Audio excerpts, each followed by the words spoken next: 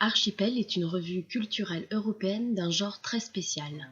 Reliée au journal en ligne L'Insatiable et à l'association Culture et Démocratie en Belgique, dont le titre affiche clairement l'importance qu'a pour nous la pensée d'Édouard Glissant. C'est dire la valeur que nous accordons à la rencontre des cultures.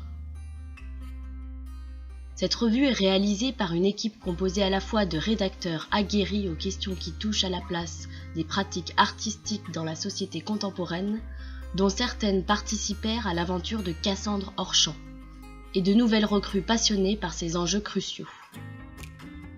Le travail accompli a permis de construire un réseau d'acteurs artistiques et culturels engagés dont nous expliquons la démarche et que nous mettons en valeur en confrontant leurs créations et leurs actions à la pensée de chercheurs de divers champs, sociologues, anthropologues, historiens. Qu'ils agissent avec des mots, avec une matière, avec son corps ou encore avec des couleurs ou des sons, l'artiste est un inventeur de langage qui cherche à pallier les manques de la langue commune. Abîmé par un usage par trop trivial, utilitaire, peu propice à l'imaginaire, la langue de tous les jours peine à exprimer ce qui se tisse subtilement de sens et d'émotions. Nous avons donc besoin d'inventeurs de langage. C'est une mission essentielle de l'art dans toutes les sociétés humaines depuis les origines. C'est pourquoi il nous semble très important de rappeler le sens véritable des pratiques de l'art, qui ne sont pas là pour être seulement admirées, contemplées, consommées, mais pour faire bouger nos regards sur le monde et nous inciter à l'échange.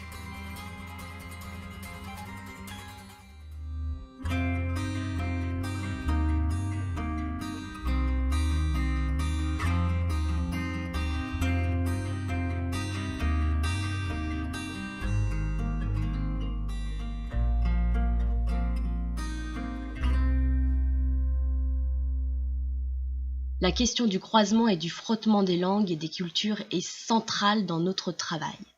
Archipel s'attache donc naturellement à traiter par le biais de la création artistique des problèmes que rencontrent aujourd'hui ce que l'on appelle les migrants. Si nous avons besoin de vous, c'est que l'apparition d'Archipel 1 et 2 n'a pu se faire que de façon quasi bénévole, grâce à l'esprit de militantisme culturel de ses auteurs et ses rédacteurs. Dans la foulée de cette démarche, nous voulons aujourd'hui donner à voir quelques exemples marquants de lieux où cette rencontre des cultures et des arts peut se faire.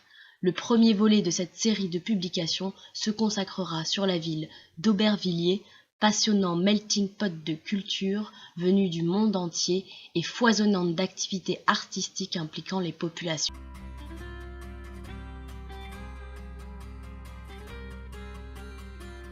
Merci de votre soutien.